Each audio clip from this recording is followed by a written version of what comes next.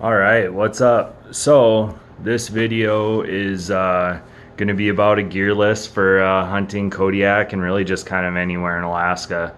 I've been hunting in Alaska for about 8 years. Kind of got the gear figured out on what works and what doesn't. Um, this is just what works for me and my buddy that I hunt with primarily. And there's a bunch of different ways to skin a cat. And in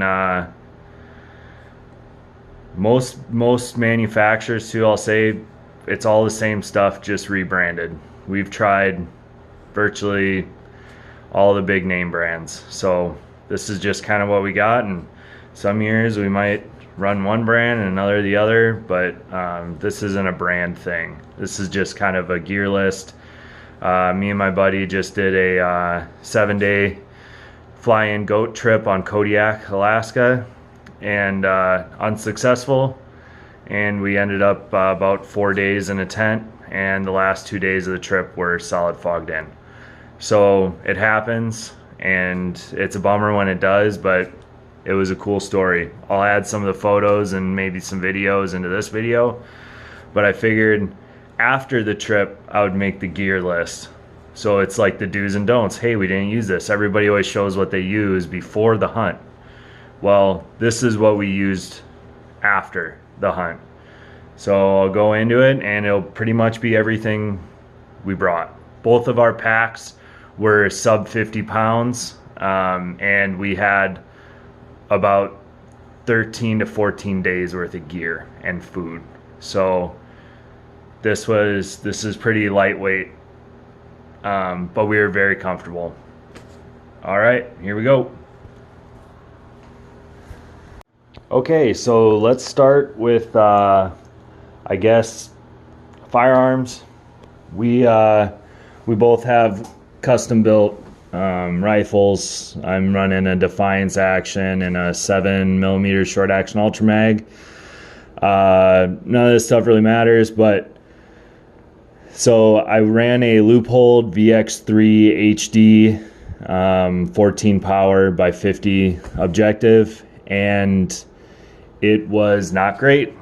What I found out is that even with solid sealed rubber covers, the coating did not work very well, and my glass fogged up really bad. My buddy had a Z5 Swaro 3x18 by 44, and he had zero problems with it. And I've hunted before with Zeiss and Swaro, and they now their coatings are great. This is a lower end Loophole, but it was really light, so that's what I put it on. I will not be running this scope for any extended backcountry wet environment hunting trips. Just didn't perform that well. For this, we have Bino harness from FHF. Runs great. Had a 1800 yard rangefinder. Have my Havalon knife on there, and I'm running Zeiss Conquest HD binoculars, and they were fantastic. Absolutely great binos. I was running a 10 power. They're great for what they're for. Sure, there's better glass out there, I know that, but these work really good for what we were doing. I did bring my Loophole SX4 Pro Guide spotter. It's 45 power. We definitely needed a spotting scope for what we were doing, but I'm going to be upgrading that to a Kowa TSN 553. Heard that's great. This is a full carbon fiber tripod made by K&F. For the price, this thing is sweet. It's like just as light or lighter than like the Vortex ones and stuff like that, but it's super solid. I love that thing. That's a find. Got it on Amazon. Rest of the gear. So here we go. Here's pretty much the whole gear list. Gaiters were a must. Running Zamberlan Outfitter 980 boots. These things are like the best boots I've ran in Alaska. They are super waterproof, great boots. I'll definitely be buying more pair. Those are Zamberlans. We ran the Stone Glacier M5 rain gear. It was torrential downpour and hard storm, and the stuff actually kept us pretty dry. Obviously you're sweating, lots of condensation. It also fits great. I really like this Stone Glacier M5 rain gear, and it's really light. I've used First Lights, Sitkas, Badlands, and they're all pretty decent, but this stuff was really good because of its weight. It was really nice, and it's decently quiet. Merino underwear. I was running First Light base layers, the Wick hoodie, and the Kiln long johns, some LJs. I was running the Catalyst First Light jacket. This was a nice mid layer to run out there. Our average temperature was probably like 40 to 48 degrees. So it was kind of chilly and a lot of rain. So, yep, I mostly wore all my long johns and base layers, that Catalyst jacket, and my rain jacket. But if it got colder, I would throw on, I have some puffies. But first, the pants, I was running one of First Light's Foundry pants. This one is the corrugate pant. The other one, I can't remember what the name of it. There's one that's heavier, and it would have been too warm, especially if hiking. So that would have been a little hot, but these are nice. They unzip on the side and stuff like that. Most brands do that now. So I did bring some puffies. This is the Mountain Hardware. I don't remember which ones these are, but these things are crazy light. They're like 8 ounces, and they are down. So don't get them wet. Even though the material, it's shiny, it's actually like pretty dang waterproof, and it's more of a lightweight. I don't just rock around out hunting with puffy gear on because this stuff will rip. It'll just get wet. So I always am running it under. So I didn't really care what it looked like. Kind of crazy looking, but it works good. First Light Brooks down jacket. A little light. I maybe would have went with a little bit heavier down jacket than this. It's pretty thin, but it packs down really small and it's really light. So I don't know if I would change it for the temperature and the kind of weather, but we'll see. It worked, and I stayed warm the whole time. So I was running these Glacier gloves. They're like, you know, you can get your $150 Kuiu or Sitka First Light gloves. These Glacier gloves are like $45. They're merino wool lined, and they're fully waterproof. Those things are sick. I will definitely, if these wear out, be buying more, but these things are cool. They're like the Alaska line. 2 pairs of Darn Tough socks, one midweight and one lightweight. Little First Light merino wool hat. These this Sea to Summit is a dry bag, and it weighs like 2 ounces, and it's like 32 liters. This thing is sweet. Put our food in it and stuff to cut down on some of the smell. I would put my gear that I would strip down at night when I get in my bag, and I would put all my gear in this at the end of the bed if it was like reasonably dry, because stuff in the bottom and the foot of your tent will get soaked in the middle of the night, like from condensation from your breath, or just like if there's a little leak in the tent, it's really hard raining. So I would, spend the evening in the tent, making dinner, getting my body heat to dry out the clothes, have the ventilation in the tent open, and then at night before bed, I would stuff all my gear in this little 2-ounce dry bag. This thing is sweet. It's the Nano 35 liter. It's a must.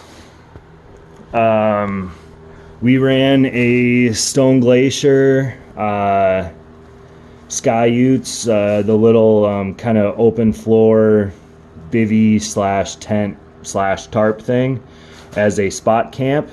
This thing was sweet, went up really easy, use your trekking poles and stuff like that. Really like that. It's very light. Mylar blankets, remember to bring those. Shit tickets, remember to bring those. Lighter in a plastic bag. SteriPen, this is a UV light water cleaner. Most of the water up in the mountains is really clean to drink, but we still run this in there. Real easy.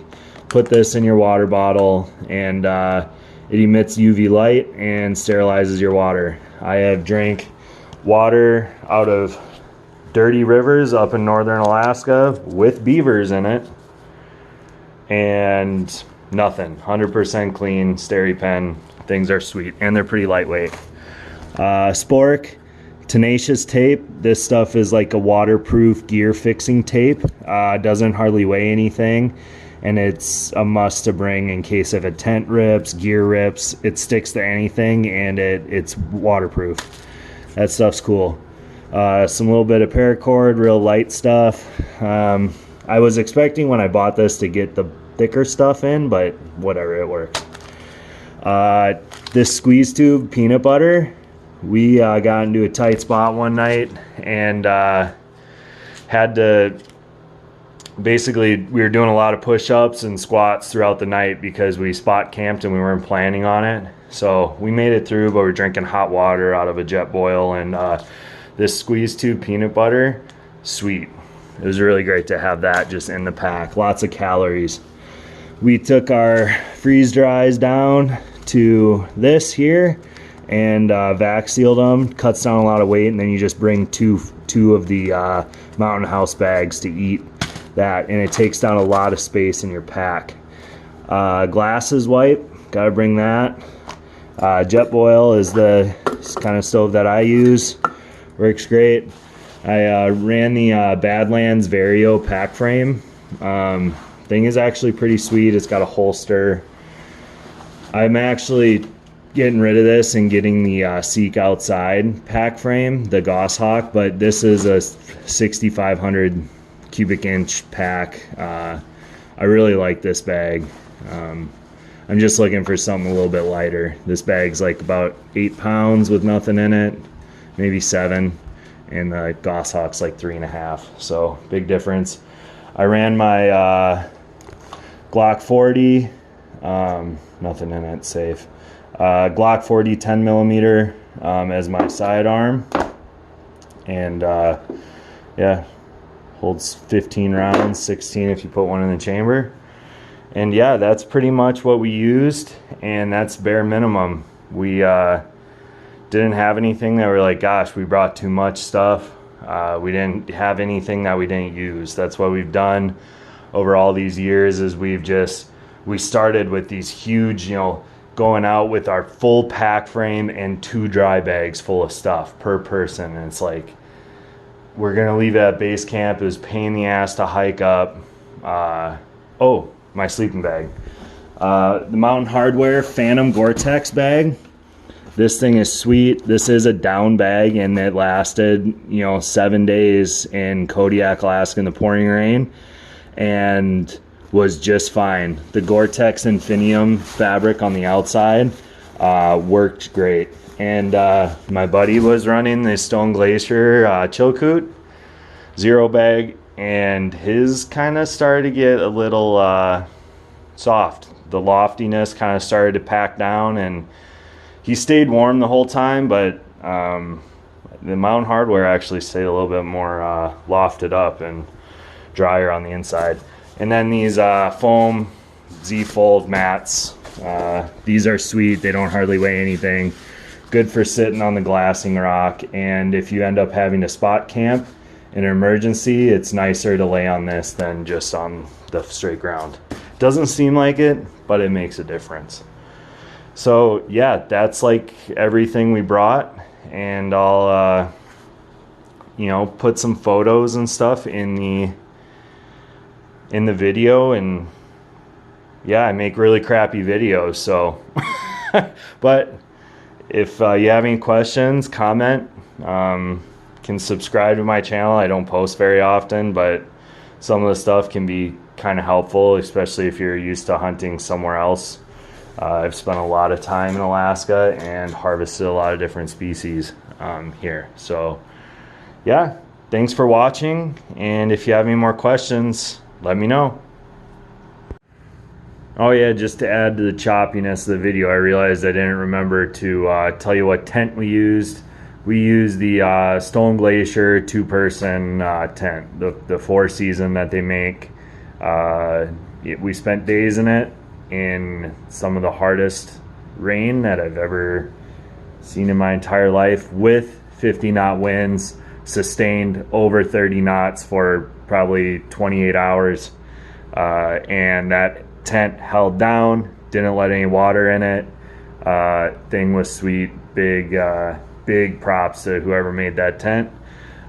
Thing is, they're not kidding. It is designed for Alaska and mountains and Dall sheep hunting and goats, and because it was nasty out, and it did really good. So yep, that's the tent we were in, and my buddy pretty much had virtually all the same kind of stuff that I did. He was running a little bit different setup with different brand names of some things, but basically we run the same variation of the same things, or a different variation of the same things, and it works for a long time out in the backcountry here in Alaska. So yeah, there we go. Hey, like I said before, I make crazy crappy videos, but whatever. Forgot to put sleeping mat is made by Xped. This thing was sweet. Spent like 3 days on it, like actively laying in the tent on it. This thing is really great. I'll continue to use Xped sleep systems, and this thing is BA. So yeah, this is gonna just get clipped into the old video in some random spot, so enjoy.